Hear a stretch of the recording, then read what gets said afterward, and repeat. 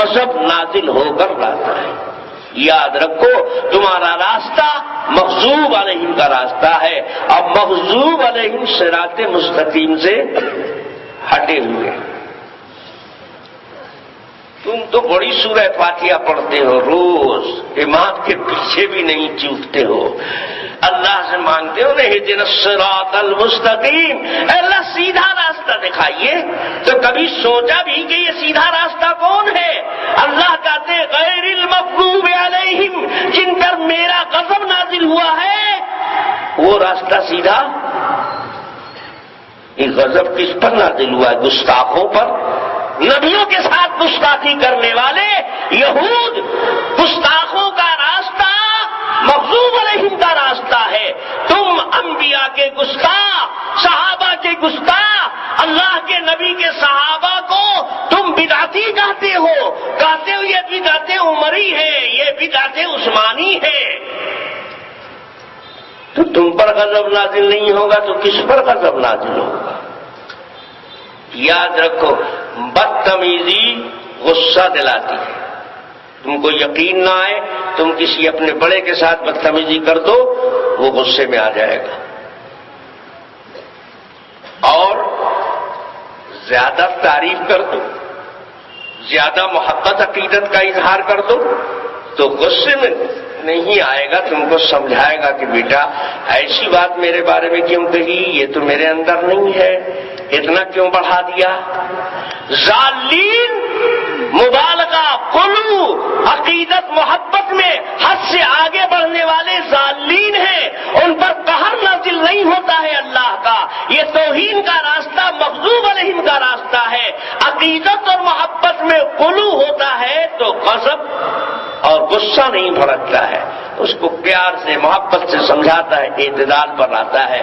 پتہ یہ چلا کہ جو لوگ قلوب میں محبت میں گمراہ ہوئے ہیں ان سے یہ بدتر گمراہ ہیں، اسی لیے مغضوب علیہم کو مقدم کیا گیا ہے ضالین پر۔ یہ مغضوب علیہم ہے، اور دوسری طرف کبھی سلام پھیریں گے ضالین کی طرف، ابھی تو مغضوب علیہم سلام۔ تو آپ کے سمجھ میں بھی آ رہا ہوگا ماشاءاللہ، سمجھ رہے ہو نہیں سمجھ رہے ہیں؟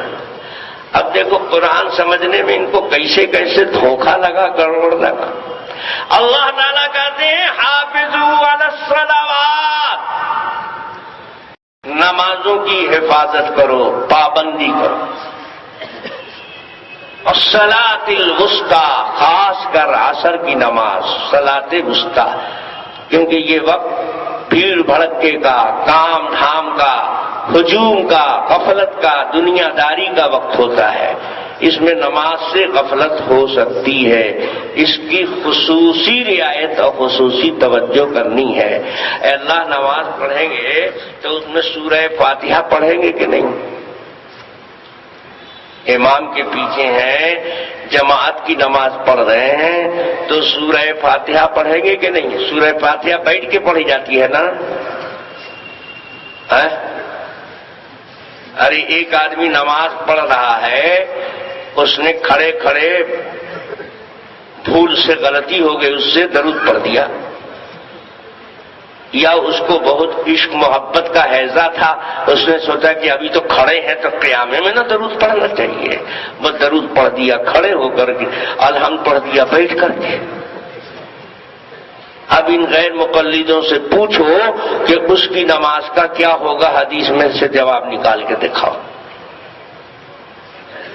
جس آدمی نے کھڑے کھڑے تحیات پڑھ دی، درود پڑھ دیا، بیٹھ کر الحمد شریف پڑھا، قرآن کی سورت پڑھی، اس کی نماز ہوئی کہ نہیں ہوئی ابو حنیفہ سے مت پوچھنا، شافعی سے مت پوچھنا، مالک سے مت پوچھنا، احمد ابن حنبل سے مت پوچھنا، بخاری کھول کے دکھا دے کہ کیا ہوگا اس کا حل۔ تو ہم جانے کہ تم حدیث والے ہو، تم نے حدث کا نام حدیث رکھا ہے۔ شیخ عبد القادر جیلانی رحمت اللہ علیہ کی ایک کتاب ہے غنیۃ الطالبین۔ شیخ عبد القادر جیلانی رحمت اللہ علیہ اپنی غنیۃ الطالبین کتاب میں ایک حدیث نقل کرتے ہیں، کہتے ہیں کہ جناب سرور کائنات صلی اللہ علیہ وسلم نے فرمایا کہ شیطان کو جانتے جانتے ہو اولاد کیسے ہوتی ہے؟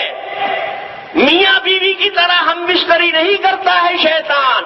اس کے ایک ران میں عورت کا عضو ہوتا ہے اور دوسرے ران میں مرد کا عضو ہوتا ہے.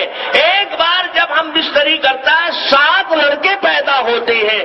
اس میں سے 7 کا نام یہ ہے. ایک لڑکا ہے اس کا نام حدیث ہے. اسی کی اولاد یہ اہل. میں نہیں بول رہا ہوں، کتاب دیکھ لو کھول کر کے. غنیت الطالبین بھی وہی اہل حدیث ہے. اللہ تبارک و تعالی نے اس کا حل نکال دیا ہے.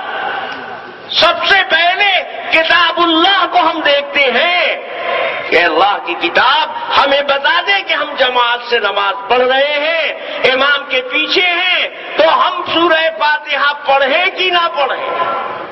اللہ تعالیٰ نے کلیئر کر دیا ہے. قوموا قوموا. ایک آدمی کو کہہ رہے ہیں کہ سب کو قوموا. مقتدی پر صادق آئے گا، جماعت پر صادق آئے گا. جمع کا صیغہ ہے نا. قیام کی حالت ہے. اللہ تعالیٰ کہتے قوموا للہ، اللہ کے لیے نماز میں کھڑے رہو. قیام فرض ہے نا. قیام کی حالت میں تم کو کرنا کیا ہے؟ قانتینا، ایسا کہ تینا، چپ کھڑے رہو. خبردار، نہ بولو نہ پڑھو. اب یہ جو پیچھے بدر بدر بدر بدر کر رہا ہے قانتین ہے. اب کہو گے صاحب یہ تفسیر آپ نے کہاں سے کر دی؟ تو ہم اپنے گھر سے تھوڑے ہی کرتے ہیں. یہ اللہ کا شکر ہے حنفی کو کوئی پریشانی نہیں ہے، سب دوسرے لوگ کر کے دے دیتے ہیں.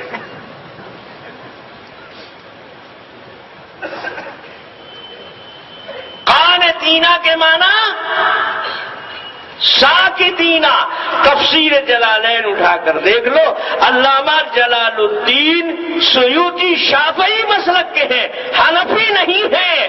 وہ تفسیر کر رہے ہیں اے ساکتینا، چپ.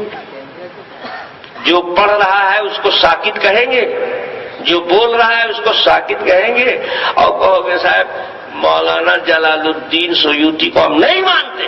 اچھے نہیں مانتے بیٹے، تو جس کو مانتے ہو اس کو بھی ہم لے آتے ہیں.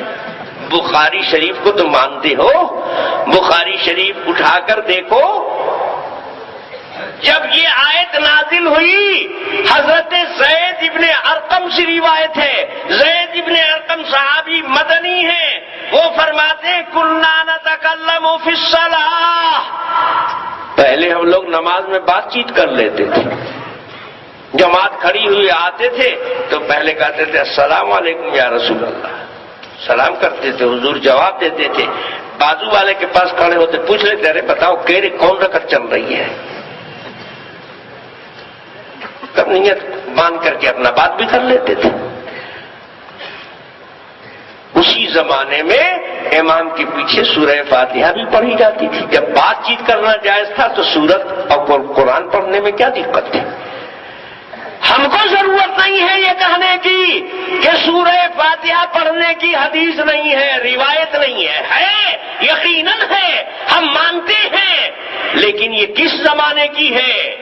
اس زمانے میں بات کرنا بھی نماز میں جائز تھا، تو قرآن پڑھنا کیوں منع تھا؟ نہیں منع تھا. اب یہ آیت نازل ہوئی ہے تو دیکھو امام بخاری نقل کرتا ہے کہ زید ابن ارقم سے روایت ہے کہ جب قوموا للہ قانتین کی آیت ہو گئی امرنا بالسکوت ونہینا عن الکلام. اب ہم لوگوں کو بات کرنے سے بھی منع کر دیا گیا اور چپ رہنے کا آرڈر دے دیا گیا. چپ رہنے کا آرڈر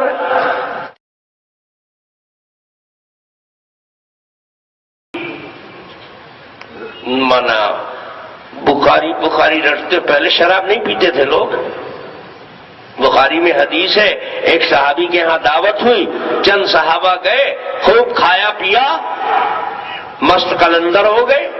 مغرب کا وقت ہو گیا، نماز کے لیے کھڑے ہو گئے. حضرت علی کو امام بنا دیا. سب تو پیے ہوئے تھے، حضرت علی بھی اسی میں مست تھے.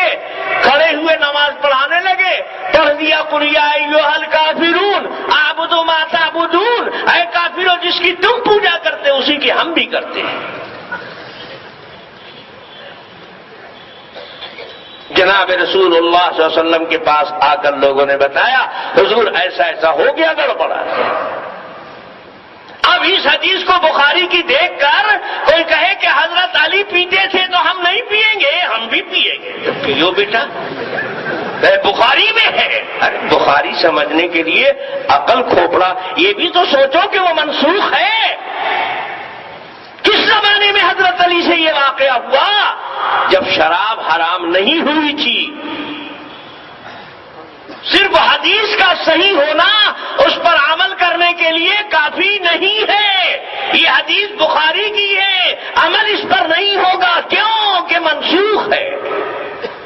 امام ابو حنیفہ بھی یہی کہتے ہیں، یہ اللہ کے نبی نے فرمایا لا صلاۃ الا بفاتحۃ الکتاب، لا صلاۃ لمن لم یقرأ بفاتحۃ الکتاب۔ ہم کب کہتے ہیں کہ یہ حدیث رسول نہیں ہے؟ اللہ کے نبی کی حدیث ہے، ہم مانتے ہیں، لیکن یہی پر قائم رہا، آخر تک اسی پر جمے رہے۔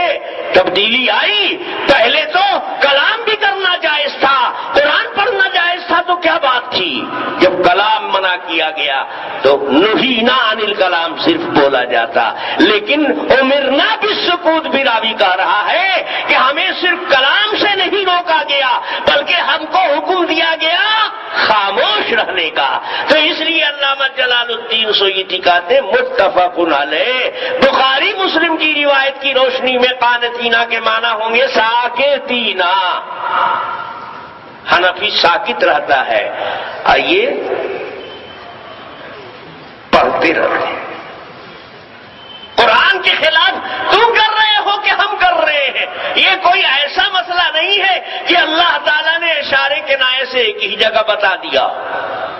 سب سے پہلے کتاب اللہ کو دیکھو، دوسری جگہ اللہ تعالیٰ فرماتے ہیں وَإِذَا قُرِئَ الْقُرْآنُ فَاسْتَمِعُوا لَهُ وَأَنصِتُوا لَعَلَّكُمْ تُرْحَمُونَ۔ جب قرآن پڑھا جائے تو دھیان سے سنو۔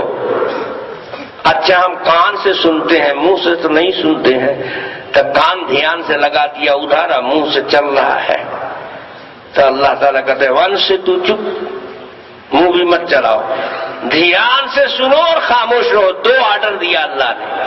اب ایک صاحب میرے ساتھ آئے مناظرہ کرنے، کہہ رہے یہ آیت خطبے کے بارے میں۔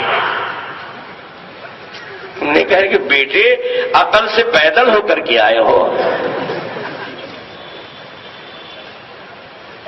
ہم اپنے گھر کی بات نہیں کرتے۔ علامہ ابن قدامہ مغنی میں حنبلی مسلک کے ہیں، وہ کہتے ہیں اجمع الناس علی ان هذه الآیۃ نزلت فی القرآن۔ پوری امت کا اجماع ہے کہ یہ آیت نازل ہوئی ہے، قرآن نماز کی حالت میں مقتدی لوگ پڑھتے تھے، اس مسئلے کے بارے میں نازل ہوئی ہے۔ رہا خطبہ،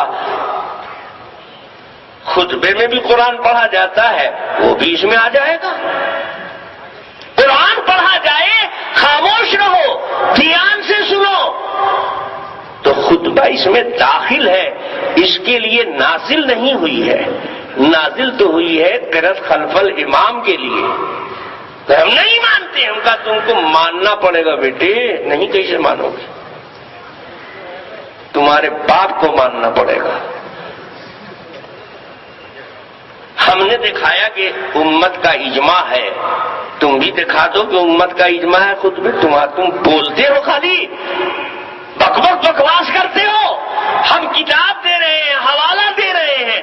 حضرت عبداللہ ابن مسعود کے پیچھے وہ نماز پڑھا رہے تھے، پیچھے ان کو محسوس ہوا کہ لوگ پڑھ رہے ہیں، انہوں نے سلام پھیرنے کے بعد کہا امان لکم ان تعقلون ان تعلمون، ابھی بھی وقت نہیں آیا ہے کہ تم کو کچھ عقل کھوپڑا ہو، نماز میں امام کے پیچھے نہ پڑھا کرو، کما امرکم اللہ، جیسے اللہ نے حکم دیا۔ اللہ نے قرآن میں حکم دیا ہے کہ امام کے پیچھے۔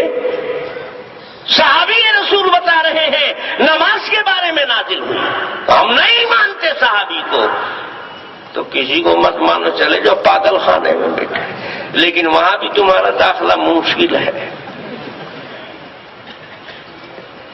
ہم نے کہا اچھا دیکھو ایسے نہیں مانتے ہو تو ہم منانے کا طریقہ جانتے ہیں. یہ آیت کس صورت میں ہے؟ اب آپ ہم کو دیکھ رہے ہو، ہم سورت ہیں کیا؟ ہم تو مہاراشٹر میں ہیں، ابھی سورت گجرات میں تھوڑا ہی ہے. سورہ آراف میں ہے نا، وَإِذَا قُرِئَ الْقُرْآنُ فَاسْتَمِعُوا لَهُ وَأَنصِتُوا. یہ آیت کہاں ہے؟ سورہ آراف میں ہے. اٹھا کر قرآن کھول کر دیکھ لو، سورۃ الأعراف مکیۃ. سورہ آراف مکی ہے، ہجرت کے پہلے نازل ہوئی ہے. اس زمانے میں مکے میں نہ جمعہ تھا نہ خطبہ تھا، تو خطبہ تو مدینے میں آیا ہے، شروع ہوا ہے. آیت پہلے نازل ہو گئی ہے تو خطبے کے بارے میں کیسے نازل ہوئی؟ تو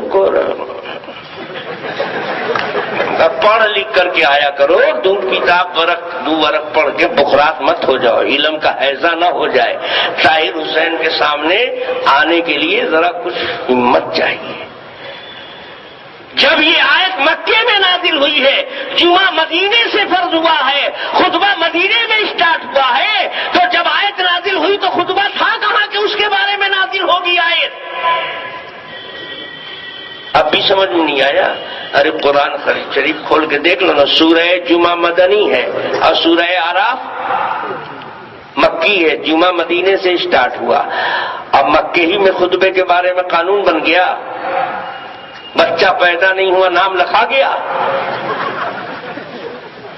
معلوم ہوا کہ ان کو نہ قرآن سمجھنے آتا ہے نہ ان کو حدیث سمجھنے آتا ہے. یہ آیت قرآن کی، یہ آیت وَإِذَا قُرِئَ الْقُرْآنُ خطبے کے بارے میں نازل نہیں ہوئی ہے، خطبہ بھی اس میں شامل ہے. اب کوئی قرآن پڑھ رہا ہے ایسے ہی تلاوت کر رہا ہے، نماز میں نہیں ہے، خطبے میں نہیں ہے، تب بھی جب وہ تلاوت کر رہا ہے تو دوسروں کو سننا چاہیے، شور غل نہیں کرنا چاہیے، بیٹھ کر اسی طرح آواز سے نہیں پڑھنا چاہیے. قرآن کہیں بھی پڑھا جائے خاموشی سے سنو. خطبے میں پڑھا جائے گا تو اس میں بھی خاموشی سے سنا جائے گا. تو خطبے کا بعد میں وجود ہوا تو اس کو بھی اس میں داخل کر لیا گیا. نہ یہ کہ نازل ہوئی ہے خطبے کے بارے میں، خطبہ تھا ہی نہیں اس وقت، تو نازل کیسے ہوگی اس کے بارے میں؟ ہاں نماز تھی، نماز مکے میں بھی پڑھی جاتی تھی، جماعت سے پڑھی جاتی تھی، لوگ نبی کے پیچھے بھی تلاوت کرتے تھے. سرور کائنات صلی اللہ علیہ وسلم نے فرمایا، تم نماز کی حالت میں قرآن کے معاملے میں ہم کو الجھن میں ڈالتے ہو، میں پڑھنا ہوں تم بھی پڑھتے ہو. اللہ تعالیٰ نے قانون بنا دیا، اذا قرئ القرآن فاستمعوا له وانصتوا. دو حکم دیا ہے. امام جب پڑھ رہا ہے تو مقتدی کو دو حکم دیا. ایک تو فاستمعوا سنو، تو آہستہ آہستہ پڑھ رہا ہے امام تو سنے گا کیسے؟ جب ظہر اثر میں قرآن پڑھتا ہے امام تو تم سنو گے تو وہاں پر تو عمل نہیں ہو سکے گا. یا مقتدی اتنے فاصلے پر ہے کہ امام کی تلاوت کی آواز نہیں پہنچ رہی ہے تو سنے گا کیسے؟ تو اگر اس پر عمل کرنے کی پوزیشن میں تم نہیں ہو تو وان سے تو خاموش تو رہو. پتا چلا کہ دو حکم الگ الگ ہے. خاموش رہنے کا حکم الگ ہے اور دھیان سے سننے کا حکم الگ ہے.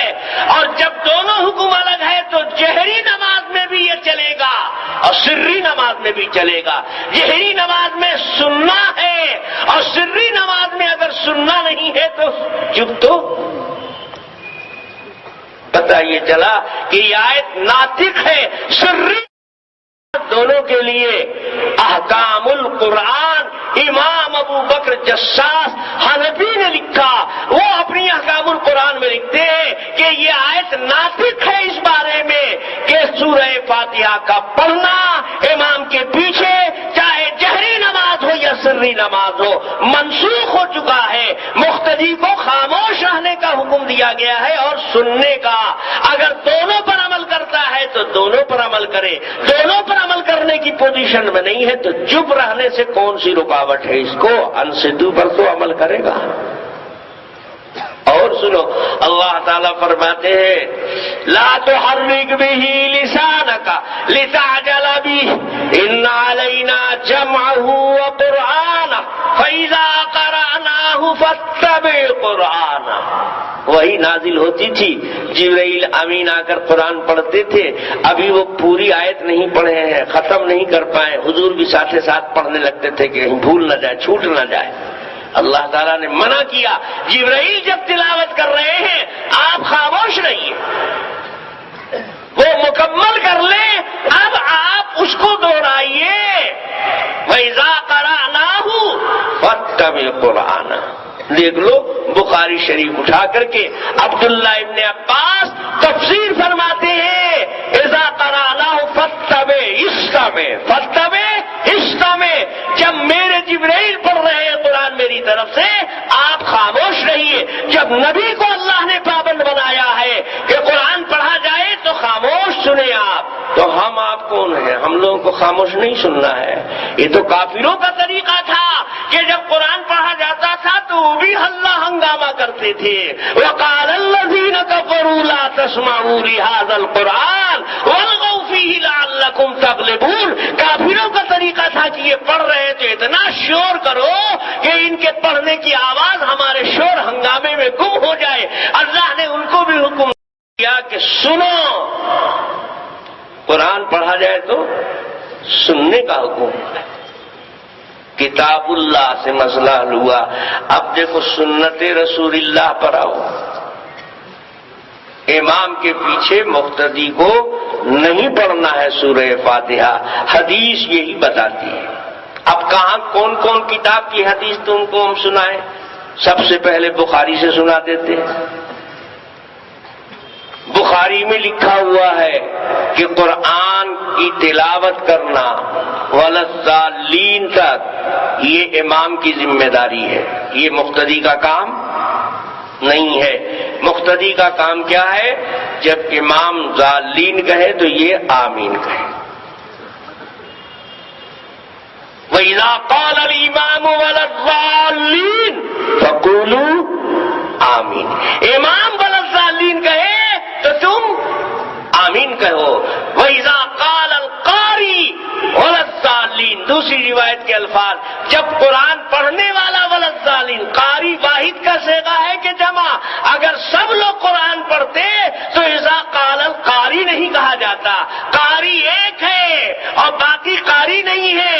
ان کو حکم ہے کہ قاری جب وَلَلضَّالِّينَ پر پہنچے تو تم آمین کہو۔ پتہ چلا کہ سورہ فاتحہ ضالین ہی سورہ فاتحہ ہے، وہاں تک ذمہ داری امام کی ہے، یہ مقتدی کی نہیں ہے۔ ہم حنفیوں کو اللہ تبارک و تعالی نے وہ علم دیا ہے کہ بڑے بڑے مخالف بھی آتے ہیں تو سچ اگلنا پڑتا ہے۔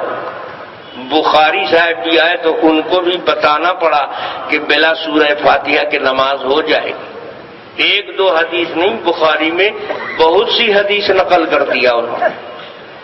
لیکن میں نے کل عرض کیا تھا کہ بخاری بڑی چالاک ہے، جگہ پر نہیں رکھتا ہے، بے جگہ رکھ دے گا، آپ کھوجتے رہو۔ امام بخاری نے ایک عنوان باندھا ہے، وَإِذَا رَكَعَ دُونَ الصَّفِّ، جب کوئی آدمی صف کے پیچھے رکوع کر دے، صف میں نہیں گیا، اکیلے پیچھے نیت باندھی رکوع کر دیا، تو کیا اس کی گنجائش ہے؟ ایسا کر سکتا ہے؟ یہ مسئلہ بتانے کے لیے امام بخاری حدیث نقل کر رہے ہیں، اور ان کو پتہ نہیں تھا کہ میرا ہاتھ کٹ رہا ہے، اپنا ہاتھ اپنے سے کاٹ دیا۔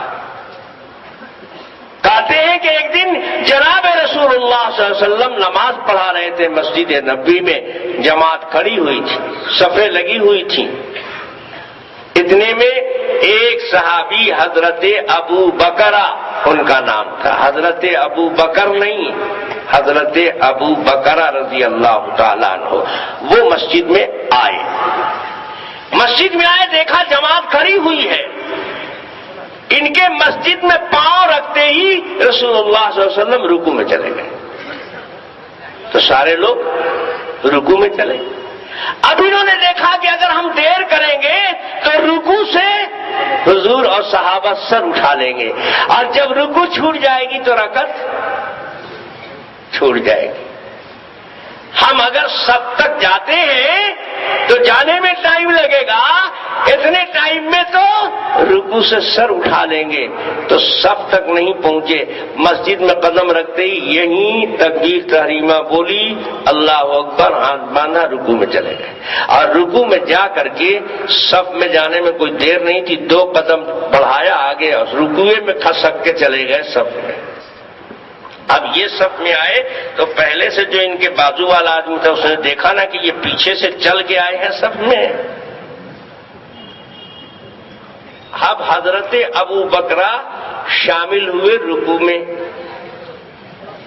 رکعت مل گئی، حضور نے جماعت ختم کی، سلام پھیرا تو ان کے بازو والے آدمی نے جناب رسول اللہ صلی اللہ علیہ وسلم سے جا کر بتایا کہ حضور یہ حضرت ابو بکرہ اس وقت آئے تھے مسجد میں جب آپ رکوع میں گئے تھے، تو انہوں نے دیکھا کہ اگر ہم صف میں آتے ہیں تو رکوع سے سر اٹھا لیں گے، ہماری رکعت رہ جائے گی، بہت جلدی سے تو دوڑ کے آئے تھے، جہاں پر مسجد میں آئے وہیں پر نیت باندھ لیا اور اس کے بعد کھسک کے چل کے صف میں آئے۔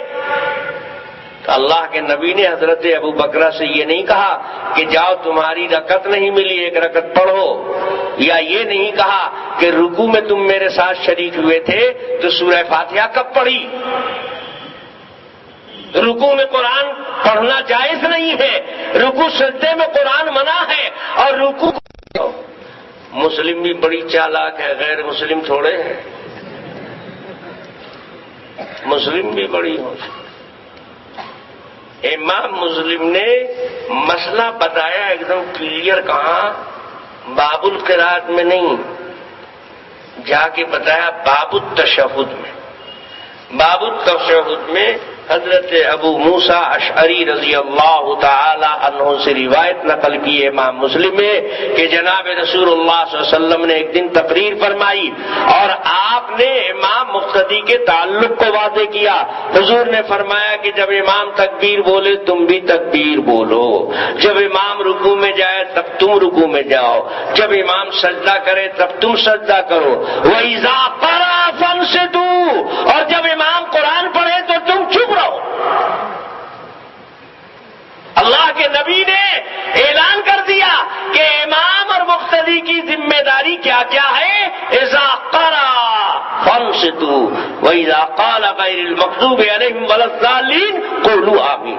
یہاں دو جملہ اللہ کے نبی نے صاف کر دیا کہ ولا الضالین تک امام کو کہنا ہے، تم کو صرف آمین بولنا ہے، اور یہ بھی بتا دیا کہ جب امام قرآن کی تلاوت کرے تو تم کو خاموش رہنا۔ ایک حدیث تو امام مسلم نے بیان کر دی حضرت ابو موسیٰ اشعری کی، اور شاگرد نے پوچھا کہ حضور اسی طرح کی حضرت ابو ہریرہ سے بھی روایت ہے، تو وہ کیسی روایت ہے؟ تو امام مسلم گرج کر بولے هو عندی صحیح، میرے نزدیک وہ روایت بھی صحیح ہے۔ یہ کہاں لکھا ہوا ہے؟ مسلم شریف کے یہ الفاظ ہیں، باب فانصتوا، اور جب امام قرآن پڑھے تو تم چپ رہو۔ اللہ کے نبی نے اعلان کر دیا کہ امام اور مقتدی کی ذمہ داری کیا کیا ہے؟ اذا قرأ فانصتوا واذا قال غیر المغضوب علیہم ولا الضالین قولوا آمین۔ یہاں دو جملہ اللہ کے نبی نے صاف کر دیا کہ ولا الضالین تک امام کو کہنا ہے، تم کو صرف آمین بولنا ہے، اور یہ بھی بتا دیا کہ جب امام قرآن کی تلاوت کرے تو تم کو خاموش رہنا۔ ایک حدیث تو امام مسلم نے بیان کر دی حضرت ابو موسیٰ اشعری کی، اور شاگرد نے پوچھا کہ حضور اسی طرح کی حضرت ابو ہریرہ سے بھی روایت ہے، تو وہ کیسی روایت ہے؟ تو امام مسلم گرج کر بولے هو عندی صحیح، میرے نزدیک وہ روایت بھی صحیح ہے۔ یہ کہاں لکھا ہوا ہے؟ مسلم شریف کے یہ الفاظ ہیں، باب التشہد میں۔ تو مسلم بھی بول رہا ہے کہ بلا سورہ فاتحہ کے نماز ہو جاتی ہے، بخاری بھی بیچارہ ہاتھ کاٹ دیا، پہلے تو بولا کہ سورہ فاتحہ پڑھو، لیکن یہاں آ کر بتا دیا کہ بلا سورہ فاتحہ کے بھی ہو جاتی ہے، تو معلوم ہے کہ اس کے نزدیک بھی فرض نہیں ہے۔ اگر فرض ہوتی تو بلا فرض کی نماز ہو جاتی۔ ہم سے ایک صاحب کہنے لگے کہ مولانا صاحب حضرت ابو بکر کو تو ٹائم ہی نہیں ملا پڑھنے کا، تو مجبوری میں چھوڑ دیا نا۔ ہم نے کہا ٹھیک، مجبوری میں اگر کسی کا رکوع چھوٹ جائے، مجبوری میں سجدہ چھوٹ جائے، ایک سجدہ لوگ کر چکے تھے تب ایک آدمی آیا، تو مجبوری میں ایک سجدہ چھوٹ گیا تو اس کی نماز رکعت ہو جائے گی نا؟ تو نام نہیں ہوگی۔ ہم کہتے یہاں کیسے نہیں مجبوری کو مان لیا آپ نے؟ معلوم ہوا کہ رکوع سجدے کی طرح اگر قرآن کی تلاوت بھی مقتدی کے ذمے فرض ہوتی تو رکعت نہیں مانی جاتی، موجب ملا پڑھے کا، تو مجبوری میں چھوڑ دیا نا۔ ہم نے کہا ٹھیک، مجبوری میں اگر کسی کا رکوع چھوٹ جائے، مجبوری میں سجدہ چھوٹ جائے، ایک سجدہ لوگ کر چکے تھے تب ایک آدمی آیا، تو مجبوری میں ایک سجدہ چھوٹ گیا تو اس کی نماز رکعت ہو جائے گی نا؟ تو نام نہیں ہوگی۔ ہم کہتے یہاں کیسے نہیں مجبوری کو مان لیا آپ نے؟ معلوم ہوا کہ رکوع سجدے کی طرح اگر قرآن کی تلاوت بھی مقتدی کے ذمے فرض ہوتی تو رکعت نہیں مانی جاتی معتبر، جب مجبوری بھی ہو تو رکن چھوٹ جانے سے معتبر نہیں ہوتا ہے۔ تو سورہ فاتحہ رکن صلاۃ نہیں ہے، سجدے رکوع کی طرح فرض نہیں ہے۔ یہی تو امام ابو حنیفہ رحمۃ اللہ علیہ بھی کہتے ہیں کہ سورہ فاتحہ فرض نہیں ہے، واجب ہے۔ تو ہم نے دیکھو اس کو بھی مانا، اس کو بھی مانا، دونوں حدیث پر سورہ فاتحہ پڑھنے کی اہمیت کو وجوب کے درجے میں تسلیم کر لیا، فرضیت کے درجے میں تسلیم نہیں کیا۔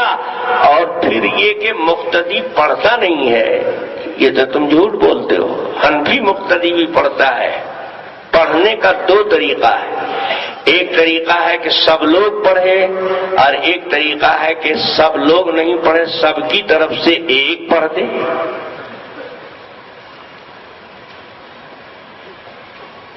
جو اپنے سے پڑھ رہا ہے یہ حقیقتاً تلاوت کر رہا ہے، دوسرا اس کی طرف سے پڑھ رہا ہے تو اس کی تلاوت حقیقتاً نہیں ہے، حکماً ہے۔ آپ کہو گے صاحب یہ تو عجیب بات مولانا صاحب نے کر دی، ہم کوئی عجیب بات نہیں کرتے ہیں، سب عجیب تمہارے ہی یہاں ہے۔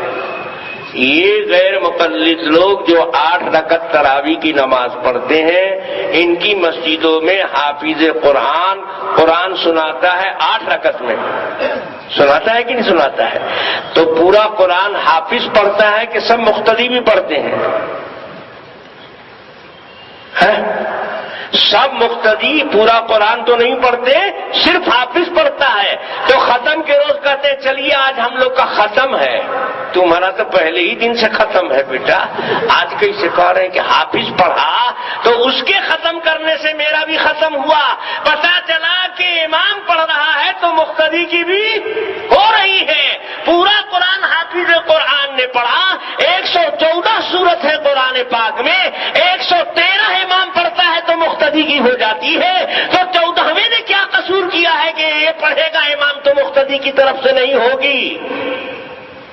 بتاؤ وجہ فرق۔ 113 پڑھا امام نے، مقتدی کی طرف سے ہو گئی، تو 14ویں میں کون مصیبت آ گئی کہ یہ امام پڑھے گا تو نہیں ہوگی مقتدی کی طرف سے؟ اس لیے ہم کہتے ہیں کہ سورہ فاتحہ ہم بھی پڑھ رہے ہیں حکماً، ہم بے سورہ فاتحہ والے نہیں ہیں۔ اس حدیث پر حکماً عمل کر لیا، اس حدیث پر حقیقتاً عمل کیا۔ حنفی وہی ہوتا ہے جو حدیث چھوڑتا نہیں ہے، زیادہ سے زیادہ حدیث پر عمل کرتا ہے، حدیثوں کو جمع کرتا ہے، یہ چھوڑتا نہیں ہے۔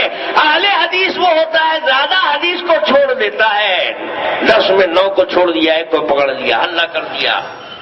جو چالاک چور ہوتا ہے وہی چوری کر کے حلہ کر دیتا ہے، چور چور چور، تاکہ لوگ ہم کو نہ چور سمجھیں۔ آتا ہے سمجھ میں؟ ماشاءاللہ اب تو آپ کی سمجھ میں سب آنے لگا، اور سمجھا تو ایسا دیں گے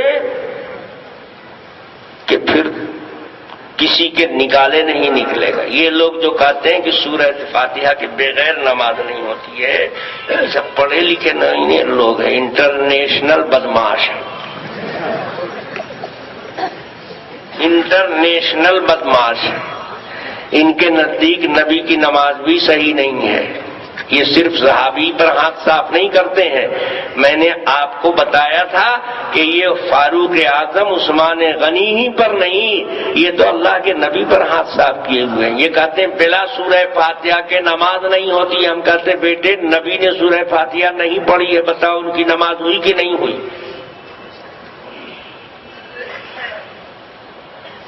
جب رسول اللہ صلی اللہ علیہ وسلم بیمار ہو گئے تھے، آخری وقت تھا حضور کا، تو حضور پاک صلی اللہ علیہ وسلم نے حضرت ابو بکر کو امام مقرر کر دیا تھا. نماز کون پڑھاتے تھے؟ حضرت ابو بکر. جناب رسول اللہ صلی اللہ علیہ وسلم حجرہ عائشہ میں رہتے تھے.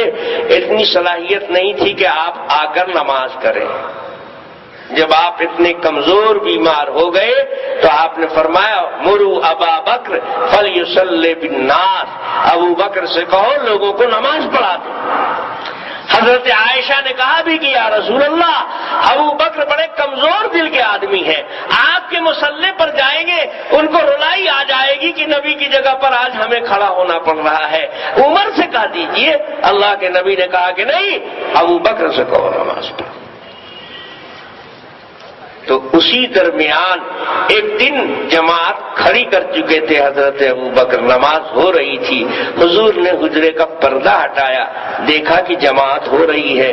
طبیعت میں کچھ افاقہ محسوس ہوا تو آپ نے ہمت کی اور دو صحابی جو خادم تھے وہاں، ان کے سہارے سے آپ مسجد میں آ گئے حضرت ابو بکر کے قریب.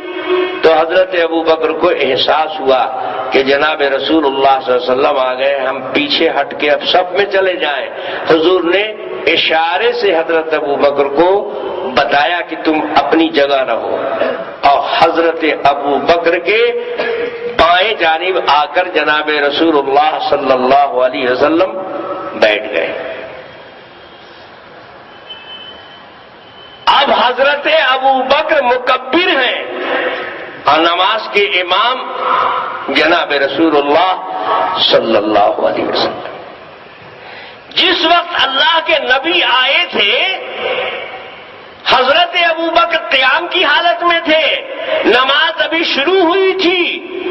اب اللہ کے نبی آ گئے، اب آگے حصے میں نماز کے امام کون بنے؟ جناب رسول اللہ صلی اللہ علیہ وسلم امام بن گئے. میرے بھائیوں، قیام کی حالت میں کیا پڑھا جاتا ہے؟ تحیات پڑھتے ہیں نا، تب درود پاک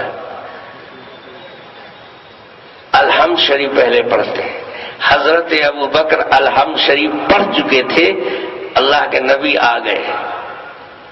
اب آگے حضور امام، تو حضور نے آگے سورت پڑھا، الحمد شریف نہیں پڑھا.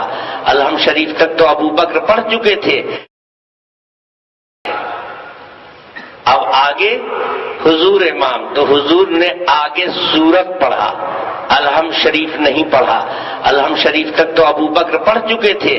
قرأ رسول اللہ صلی اللہ علیہ وسلم من حیث بلغ ابو بکر. ابو بکر جہاں تک قرآن پڑھ چکے تھے اس کے بعد اللہ کے نبی نے قرآن پڑھنا شروع کیا. مسند احمد بن حنبل میں صراحت ہے، میں نے سورت سے اللہ کے نبی نے تلاوت شروع کیا. الحمد ابو بکر نے پڑھی تھی. اللہ کے نبی کے اس رکعت میں نبی نے الحمد شریف نہیں پڑھا. بتاؤ نبی کی یہ رکعت معتبر ہوئی، نماز ہوئی کہ نہیں ہوئی؟ غیر مقلد و دم ہے تو کہہ دو کہ نبی کی نماز نہیں ہوئی کیونکہ سورہ فاتحہ نہیں پڑھا. اور تم سے کیا بعید ہے؟ تم کہہ بھی دے سکتے ہو کیونکہ تم تو بڑوں پر ہاتھ صاف کر چکے ہو، عادت بگڑی ہوئی ہے. سیدنا امام اعظم ابو حنیفہ رحمۃ اللہ علیہ کا اجتہاد دیکھو، کمال علم دیکھو، کتنی دور بینی سے مسلک بنایا یہ نبی کی زندگی کی آخری نماز ہے، اس کے بعد جماعت سے حضور نے نماز نہیں پڑھی ہے۔ نبی کی جماعت کی آخری نماز میں سورہ فاتحہ نہیں ہے اور نماز صحیح ہو گئی، نبی نے نماز دہرایا نہیں، تو پہلے کوئی بھی مسئلہ رہا ہو آخری عمل نے منسوخ کر دیا کو، تم منسوخ روایتوں پر عمل کرنے کے لیے ہمیں کہتے ہو۔ کتنا کلیئر مسئلہ ہے، اس کے بعد بھی نہیں سمجھ میں آتا ہے، سر دیوار پر جا کے مار دو۔ ہمارا مولوی بیچارہ حنفی ضرور ہے لیکن امام ابو حنیفہ والی صلاحیت اس میں نے، اس کا رنگ نہیں ہے، 2-4-10 کتاب پڑھ لینے سے وہ اس میں شان اجتہاد پیدا ہو جائے گی، امام ابو حنیفہ کا دماغ آئے گا اس کے اندر۔ یہ تو مکھی پر مکھی مار کے مدرسے میں آیا ہے، اونگ رہا تھا جب استاد بول رہا تھا۔